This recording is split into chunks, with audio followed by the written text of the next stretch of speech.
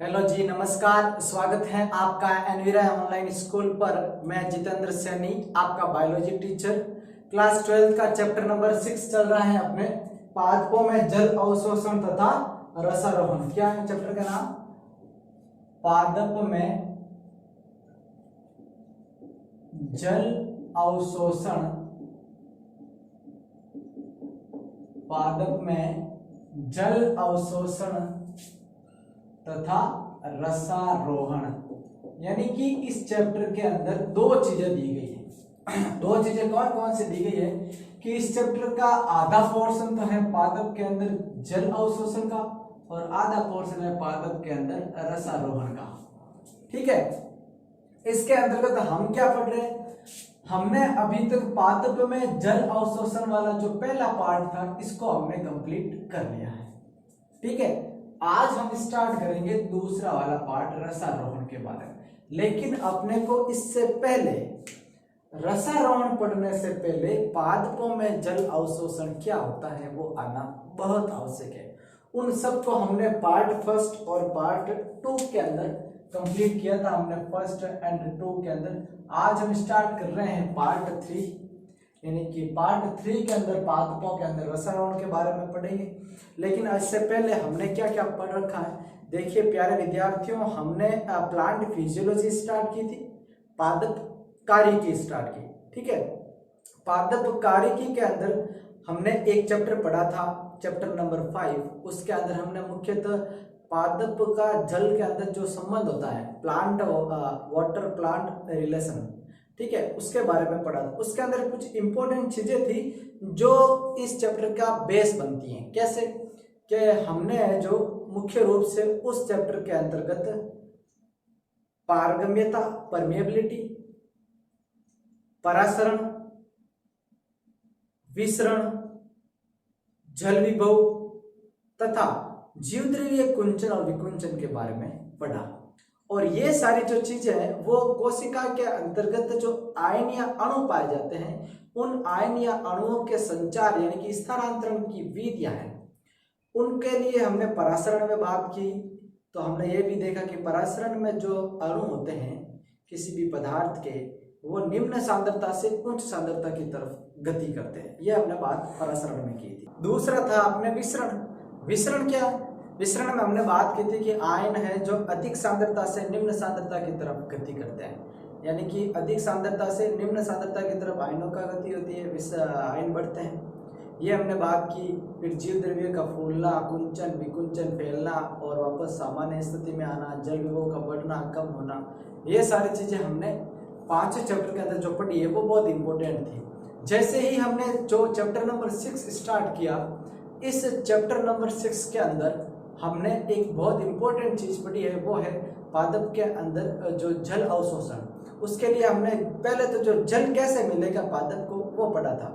वो हमने क्या पढ़ा था कि पादप का को जल मिलता है बहता जल या अपवाहित जल होता है। उसके अंदर अपने को पता है जो कैपिलरीज या गुरुत्वीय बल लगता है उसके माध्यम से पादप जल को ग्रहण करता है। जो भी बहता जल है, नदियों का है, बारिश का वाहित जल है, झील, झरने हैं, छोटे पोखर हैं, उनके अंदर जो बहने वाला जल है, उसके आसपास धोनियों से चलने वाला, पादप के ठूठों के अंदर बच के रहने वाला, ये जो जल है ये मुख्य रूप से क्या था?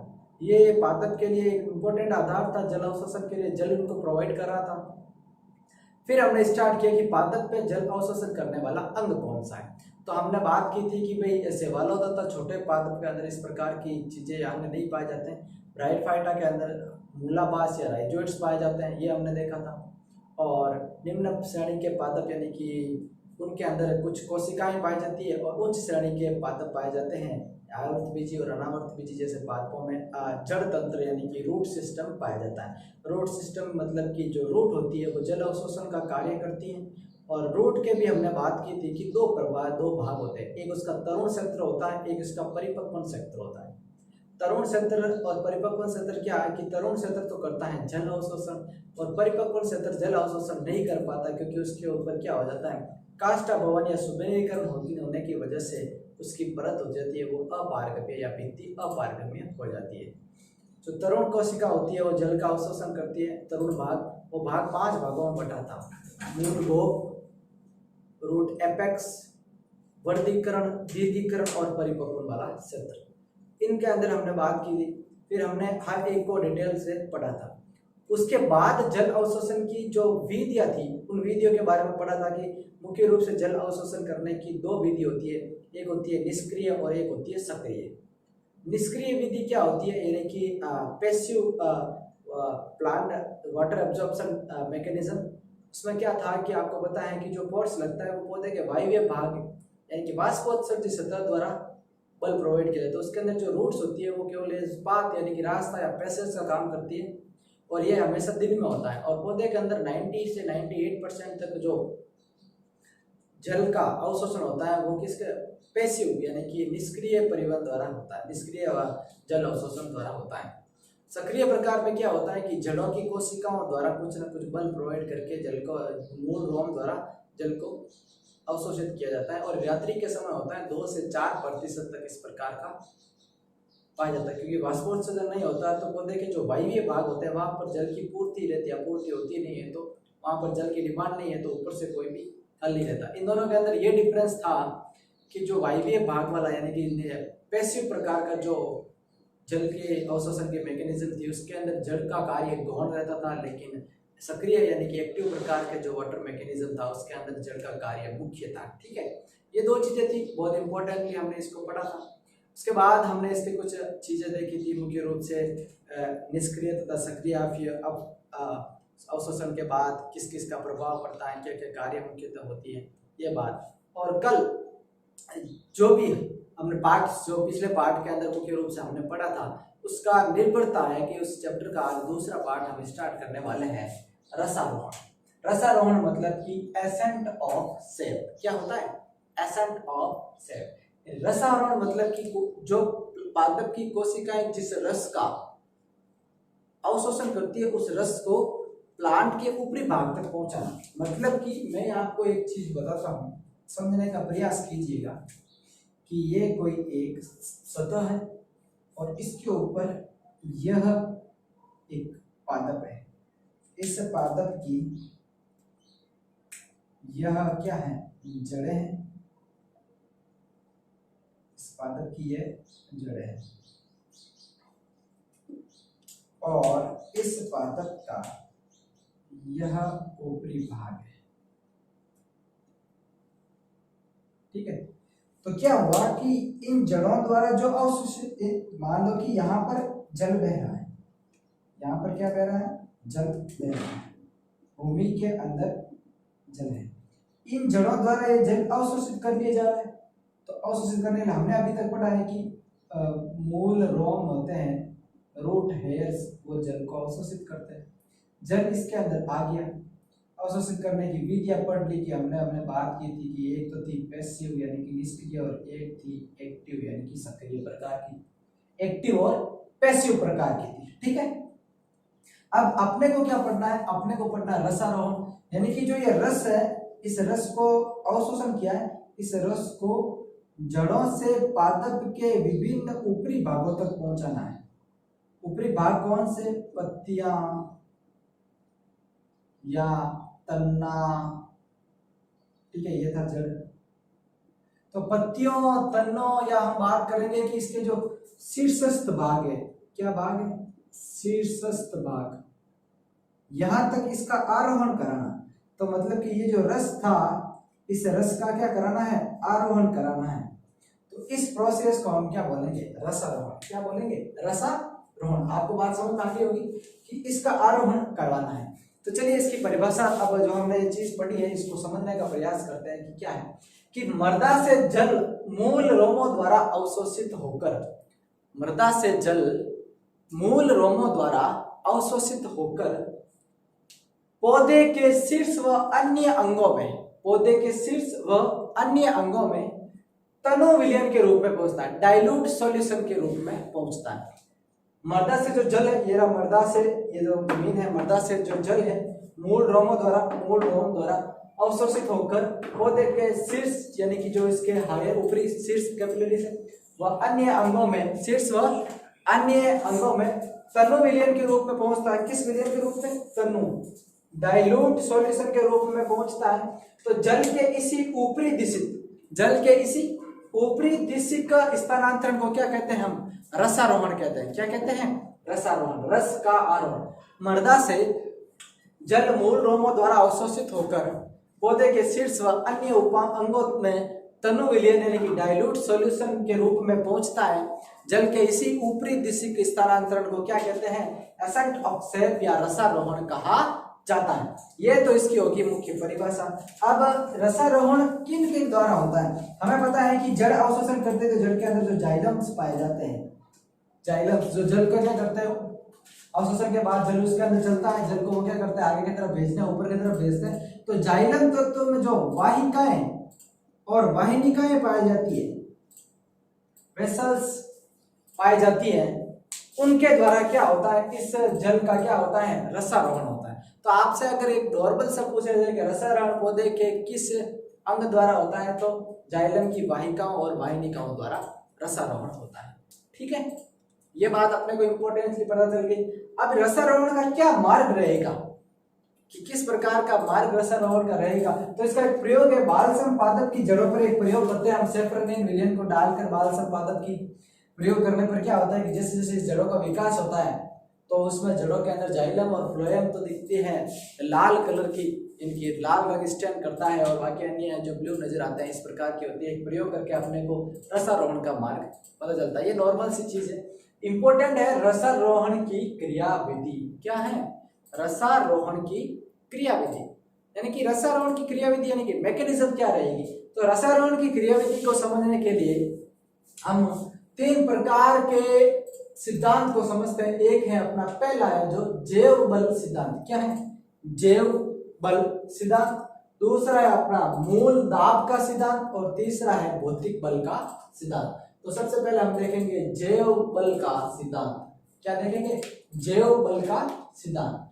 जैव बल का सिद्धांत क्या होता है कि इसके अनुसार पौधों में जो रसारोहण होता है वो तन्ने की जीवित कोशिकाओं में होने वाली क्रियाओं के कारण उत्पन्न होता है। यानी कि जो बल लगेगा ना, तो जैव बल सिद्धांत के अनुसार पौधों में जो रसारोहण की क्रिया होती है वो तन्ने के अंदर पाए जाने वाली जीवित कोशिकाओं में होने वाली जो क्रिया होती है उसके अंदर उत्पन्न जो जैव बल होता है उसके द्वारा क्या होता है? पौधे के अंदर जैव बल सिद्धांत के अनुसार रसारोहण होता है। इसको 3 वैज्ञानिकों ने इसके बारे में अपने अपने सिद्धांत या मत प्रस्तुत किए। सबसे पहले गोल्डेवस्की वैज्ञानिक था, इसने अपना रेले पंप सिद्धांत दिया था। रेले पंप सिद्धांत क्या होता है कि जाइलम पेरेन्काइमा व मज्जा किरणों की जीवित कोशिकाओं के परासरण दाब में आवर्ती परिवर्तन होता है। यानी कि जो जाइलम पेरेन्काइमा होता है, जाइलम पेरेन्काइमा व मज्जा किरणें होती है, उनकी जो जीवित कोशिकाओं में जो परासरण दाब लगता है, परासरण ऑस्मोटिक प्रेशर लगता है, तो परासरण दाब में आवर्ती परिवर्तन होते हैं और इसी आवर्ती परिवर्तन की वजह से पौधे के अंदर क्या होता है? रसारोहण होता है। क्या होता है? रसारोहण होता है। इस प्रकार गोल्डेवस्की ने अपना रेले पंप सिद्धांत दिया था, वो जैव बल सिद्धांत के अंदर ही आता है। और गोल्डेवस्की ने दिया था रेले पंप सिद्धांत। दूसरा है सर जेसी बोस। सर जेसी बोस ने क्या कहा था? इन्होंने दिया था स्पंदन का सिद्धांत। क्या दिया था? स्पंदन का सिद्धांत। यानी कि जेसी बोस ने बताया कि पौधों के अंदर जो रसारोहण होता है वो तन्ने के बलकुट की सबसे बाहरी जो लेयर यानी परत होती है उसकी कोशिकाएं जो क्या होती है? एंडोस्पर्म के संपर्क में, अंतस्थ त्वचा के संपर्क में होती है। उन कोशिकाओं में नियमित लय बदन के कारण होता है, उनके अंदर रेगुलेट यानी कि नियमित उनके अंदर रिदम होता है, लय बदन के कारण रसारोहण होता है। ये किसने कहा था? सर जेसी बोस ने कहा था। स्पंदन का सिद्धांत दिया था सर जेसी बोस ने। किसका सिद्धांत? स्पंदन का सिद्धांत दिया था।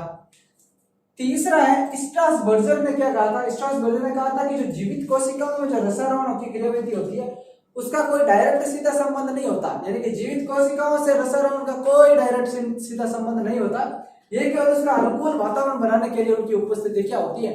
अनिवार्य होती है। ये स्ट्रासबर्गर ने कहा था। तो ये जैव बल सिद्धांत को हमने समझा। इसके अनुसार क्या होता है कि पौधों में रसारोहण तने की अंदर जीवित कोशिकाएं पाई जाती है, उनके अंदर होने वाली क्रियाओं से उत्पन्न जैव बल होता है, उसके द्वारा होता है। ठीक है, गोल्डेवस्की, सर जेसी बोस और स्ट्रासबर्गर ने भी इसको अपने अपने मत दिए थे। दूसरा है अपना मूल दाब का सिद्धांत। क्या है? मूल दाब का सिद्धांत। मूल दाब का सिद्धांत मतलब क्या है कि आपको अपने को पता है कि पौधे के जड़ों के अंदर पाए जाने वाली पेरेन्काइमा कोशिकाएं पैरेन्काइमा कोशिकाएं की जो कोशिका भित्ति वो लचीली होती है। पैरेन्काइमा कोशिकाओं की कोशिका भित्ति लचीली होती है, जिसकी वजह से क्या होता है, उसके अंदर जल तथा जो विलयन होते हैं उनका प्रवेश करने के पश्चात इस कोशिका भित्ति का तनाव बढ़ जाता है। क्या बढ़ जाता है? इस कोशिका भित्ति का तनाव बढ़ जाता है। और जब ये तनाव बढ़ेगा तो जो अंदर कोशिका भित्ति का अगर तनाव बढ़ेगा, मतलब कि अंदर के जो मटेरियल से कोशिका द्रव्य पर क्या बनेगा, एक धनात्मक दाब लगेगा। और उससे वो धनात्मक दाब लगने की वजह से कोशिका द्रव्य का कुछ द्रव्य या द्रव्य का भाग, यानी कोशिका द्रव्य के अंदर पाए जाने वाले द्रव्य का कुछ भाग या उस भाग की कुछ मात्रा बाहर निकलकर वाहिकाओं में आ जाती है। ठीक है, तो इस द्रव्य के कारण जो वाहिकीय तत्व यानी कि जो बाहर निकल के तत्व वाहिकाओं में आ रहे हैं, वाहिकीय तत्व में उत्पन्न होने वाले दाब को हम क्या बोलते हैं? मूल दाब कहते हैं। ठीक है, समझने का प्रयास कीजिएगा कि जो पैरेन्काइमा कोशिकाओं की कोशिका भित्ति लचीली होती है। जब कोशिका भित्ति में जल तथा विलयन का कोशिका द्रव्य में जल तथा विलयन का प्रवेश करने पर कोशिका भित्ति का तनाव बढ़ जाता है। तनाव बढ़ने से कोशिका द्रव्य पर एक धनात्मक बल लगता है, धनात्मक दाब लगता है। धनात्मक दाब लगने से क्या होता है कि ये कोशिका द्रव्य के अंदर पाए जाने वाले कुछ तत्व कुछ मात्रा में बाहर वाहिकाओं या वेसल्स की तरफ आ जाते हैं। और जब ये कुछ तत्व यानी कि वाहिकीय तत्व द्रव्य के कारण वाहिकीय तत्व जो उत्पन्न दाब होता है, यानी कि इस द्रव्य के कारण बाहर आने वाले वाहिकीय तत्वों के ऊपर जो दाब लगता है उसे हम क्या बोलते हैं? मूल दाब कहते हैं। और यही मूल दाब का सिद्धांत है। इसे हम सीधे सीधे शब्दों में ये भी कह सकते हैं कि जाइलम वाहिकाओं के रस में पाए जाने वाला धनात्मक दाब क्या कहलाता है? मूल दाब कहलाता है। और मूल दाब को हम मैनोमीटर द्वारा, किसके द्वारा? मूल दाब को हम मैनोमीटर द्वारा क्या करते हैं? मापते हैं। तो इस प्रकार हमने अभी क्या देखा है? मूल दाब का सिद्धांत देखा है, जैव बल का सिद्धांत और तीनों वैज्ञानिकों की अपनी अपनी अवधारणाएं देखी हैं, और रसारोहण की नॉर्मल से इंट्रोडक्शन को पढ़ा है। इसके बाद हम तीसरा देखेंगे भौतिक बल सिद्धांत। रसारोहण का सिद्धांत जो हमने दो सिद्धांतों के बारे में बात की थी, एक तो था अपना जैव बल सिद्धांत वाला था और दूसरा था अपने मुख्य रूप से मूल दाब का सिद्धांत। आज हम तीसरे सिद्धांत की बात करेंगे, भौतिक बल दाब का सिद्धांत। भौतिक बल दाब का जो तीसरा सिद्धांत है यह बहुत इंपॉर्टेंट है एग्जाम की दृष्टि से। किस प्रकार कि जो रसारोहण के सिद्धांत दिए गए थे उनके अंदर यह सर्वाधिक मान्य सिद्धांत है। और इसके मान्यता में, इसके संबंध में प्रमाण भी ज्यादातर प्रस्तुत होते हैं। वाष्पोत्सर्जन में खिंचाव होना, दिन के समय क्रियाओं का होना, ये सारे जो प्रमाण होते हैं वो भौतिक बल सिद्धांत, बल दाब का जो सिद्धांत है वो रसारोहण के लिए बहुत उपयुक्त माना जाता है। अब ये भौतिक बल दाब सिद्धांत क्या है? देखिए, इस सिद्धांत के अनुसार रसारोहण केवल भौतिक बलों के कारण होता है। ये उस पर केवल और केवल फिजिकल फोर्सेस ही लगते हैं, यानी कि भौतिक बलों के कारण ही होता है। कोई भी जीवित कोशिका इसमें भाग नहीं लेती है। ये सिद्धांत ये कहता है कि रसारोहण केवल और केवल भौतिक बलों के कारण होता है। इस पर कोई भी लिविंग सेल्स, जीवित कोशिकाएं इंटरफेयर नहीं करती है, भाग नहीं लेती है, बिल्कुल भी पार्टिसिपेट नहीं करती है इसके लिए। क्योंकि पीछे दो वाले सिद्धांत जो हमने पढ़े थे, दोनों सिद्धांत के अंदर मूल दाब और जैव बल वाला, दोनों के अंदर उन्होंने एक बात कही थी कि मुख्य रूप से कहीं ना कहीं जीवित कोशिकाएं रसारोहण के सिद्धांत में भाग लेती है, लेकिन ऐसा बिल्कुल नहीं कह रहा है भौतिक बल दाब का सिद्धांत। अब ये कितना मान्य है इसके बारे में बात करते हैं। तो इस सिद्धांत के लिए इस सिद्धांत को समझाने के लिए तो वैज्ञानिक थे डिस्कन तथा जोली, उन्होंने एक सिद्धांत दिया था सहसंयोजन तनाव का सिद्धांत, या वाष्पोत्सर्जन आकर्षण या वाष्पोत्सर्जन खिंचाव का सिद्धांत। उन्होंने क्या कहा था ऐसा? भौतिक बल दाब में डिस्कन तथा जोली ने कहा कि पौधे के जड़ से तनों से होते हुए, पौधे के जड़ से तनों से होते हुए उसकी जो पत्तियों तक जो जल का एक अटूट स्तंभ होता है ना, उस अटूट स्तंभ को हम कहते हैं जल का स्थितिक प्रणाली। क्या कहती है? इसे जल की स्थितिक प्रणाली कहते हैं। जल स्थितिक प्रणाली कहा जाता है किसे? कि पौधे के जड़ से पत्तियों तक, तनों से होते हुए जो एक जल का अटूट संबंध होता है उसे हम बोलते हैं जल स्थितिक प्रणाली। और वाष्पोत्सर्जन द्वारा जल की हानि से पत्तियों यानी पर्ण की शिराओं के जल स्तंभ में जो खिंचाव होता है उस खिंचाव को बोलते हैं वाष्पोत्सर्जन खिंचाव। यानी कि जो वाष्पोत्सर्जन की क्रिया रहेगी तो क्रिया के द्वारा जो जल की हानि होगी, तो जल की हानि से जो पत्तियों की शिराओं में जो खिंचाव उत्पन्न होगा उसे हम क्या बोलते हैं? वाष्पोत्सर्जन खिंचाव। तो इन दोनों के आधार पर डिक्सन तथा जोली ने कहा कि जल के अणुओं के मध्य जो सहसंयोजन बल होता है, अब आपने को पता होना चाहिए कि सहसंयोजन बल कितना हो सकता है जल के अणुओं के मध्य, तो 45 से 207 वायुमंडल या एटमॉस्फेयर तक जल के अंदर सहसंजन बल हो सकता है। तो जल के अणुओं के मध्य सहसंजन बल होता है। इस बल के कारण वाष्पोत्सर्जन खिंचाव से जल का स्तंभ टूटता नहीं है और उपयुक्त इसके अगेंस्ट हम बात करें तो वो ऊपर की ओर और खिंचा हुआ चला जाता है। मतलब कहने गया है कि जो जल के अणुओं के मध्य सहसंजन बल होता है, उस सहसंजन बल की वजह से वाष्पोत्सर्जन खिंचाव होते हुए भी जल का जो स्तंभ बनता है, जल तरने तथा पत्तियों का वो मिश्रण होते हुए वो टूटता नहीं है और ऊपर की तरफ खींचता चला जाता है। जैसे क्या होता है कि जल का और अवशोषण हो जाए और ऊपर की तरफ चढ़ जाए। तो इस सिद्धांत के अनुसार डिक्सन और जोली ने कहा कि वाष्पोत्सर्जन से उत्पन्न तनाव तथा जल के अणुओं के मध्य व्याप्त सहसंजन बल के कारण पादपों में जल को नीचे से शीर्ष की ओर निष्क्रिय यानी कि पैसिव रूप से खींच लिया जाता है। इसमें न तो कोई उपापचयी ऊर्जा का व्यर्थ होता है और न ही कोई जीवित कोशिकाओं का योगदान होता है। और यही इस सिद्धांत की मुख्य बात होती है। यानी कि डिक्सन तथा जोली ने यह कहा कि वाष्पोत्सर्जन से उत्पन्न जो तनाव होता है, उस तनाव द्वारा जल के अणुओं के मध्य व्याप्त सहसंजन बल के कारण पादपों में जल नीचे से शीर्ष की ओर क्या होता है, निष्क्रिय रूप से खींच लिया जाता है। इसमें ना तो कोई उपापचयी क्रिया का वेस्टेज होता है और न ही कोई लिविंग सेल्स इसके अंदर भाग लेती है। रसारोहण पूर्णतः भौतिक बलों द्वारा संचालित किया जाता है। डिक्सन और जोली ने सिद्ध किया था और वर्तमान के अंदर सर्वाधिक मान्य कौन सा है, भौतिक बल सिद्धांत, यानी कि डिक्सन तथा जोली का सिद्धांत है। और बहुत इंपॉर्टेंट है, एग्जाम में आएगा ही आएगा, क्योंकि पिछली बार भी डिक्सन तथा जोली के सिद्धांत के ऊपर क्वेश्चन आया था। हर बार इस चैप्टर के अंदर इससे ही क्वेश्चन आता है और ये बहुत इंपॉर्टेंट भी है। तो यहाँ पर अपना जो अध्याय 6 था, पादप में जल अवशोषण तथा रसारोहण, इनको दोनों पार्टों को हमने आज कंप्लीट कर लिया इस पार्ट के अंदर। और इसके मुख्य कुछ न कुछ क्वेश्चन देखते हैं। जैसे इसके अपने जो टेक्स्ट बुक के अंदर जो क्वेश्चन दिए गए वो देखते हैं कि आप सभी को पता है कि जो ऑब्जेक्टिव टाइप क्वेश्चन दिए गए हैं, पहला क्वेश्चन दिए गया देखिएगा कि मृदा से पौधे को सर्वसुलभ जल होता है। ऑप्शन देखिएगा केशिका जल, ऑप्शन बी आप देखिएगा अपवाहित जल, सर्वाधिक सुलभता का वाला जल की बात कर रहे हैं, ऑप्शन सी आर्द्रता जल, या आपके डी गुरुत्वीय जल। यानी कि इसका पहला का आंसर आप नोट कर लीजिएगा। पहला का आंसर रहेगा मृदा से पौधों को सर्वसुलभ जल होता है केशिका जल, कैपिलरीज वाटर। ठीक है, दूसरा क्वेश्चन देखिएगा। दूसरा क्या रहता है अपने, दूसरा रहता है कि मूलों के किस भाग से जल का अवशोषण होता है। यानी कि जल के किस भाग से, हमने आप जरूर इस चैप्टर को कंप्लीट पढ़ रहे होंगे और इसको याद किया होगा, समझा होगा। तो हमने इसके बारे में बहुत पढ़ा और समझा है कि जल यानी कि मूल के किस भाग से जल का अवशोषण होता है। ऑप्शन देखिएगा मूल शीर्ष, ऑप्शन नंबर बी दलदलीवर्ती क्षेत्र इलोंगेशन वाला, सी मूल गोप क्षेत्र एपेक्स वाला, सॉरी, और मुख्य रूप से सी रस धान्य परिपक्व क्षेत्र वाला। तो इसके अंदर अपना क्या रहेगा, मूल रोम हेयर रूट्स वाला।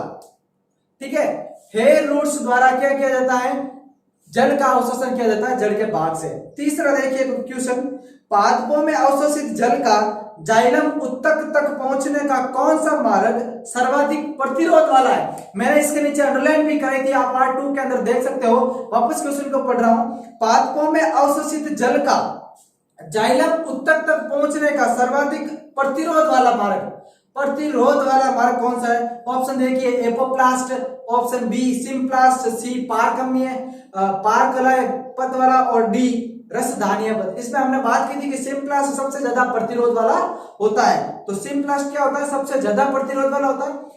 चौथा क्वेश्चन देखिए, रसारोहण का सहसंजनवाद किसने प्रस्तुत किया था। रसारोहण का सहसंजनवाद अभी हमने पढ़ा है, रसारोहण का सहसंजनवाद। ऑप्शन देखिए गेडलोवेस्की, जेसिपोस, स्ट्रासबर्गर और डिक्सन जोली। तो रसारोहण का सहसंजनवाद जो सहसंजन तनाव डिक्सन तथा जोली ने दिया था। तो ऑप्शन नंबर डी डिक्सन तथा जोली इसका सही आंसर रहेगा। पांचवा क्या क्वेश्चन है, पांचवा क्वेश्चन अपने सामने यह है कि पादप में रसारोहण के दौरान जल किस उत्तक से ऊपर चढ़ता है। वापस सुनिएगा, पादपों में रसारोहण के दौरान जल किस उत्तक से ऊपर की ओर चढ़ता है। ऑप्शन ए कोर्टेक्स, बी वाहिकाएं, सी वाहिनिकाएं, डी वाहिकाएं या वाहिनिकाएं दोनों से। तो हमने ये बात पहले की है कि वाहिनिकाएं और वाहिकाएं दोनों से किससे जल ऊपर की तरफ चढ़ता है।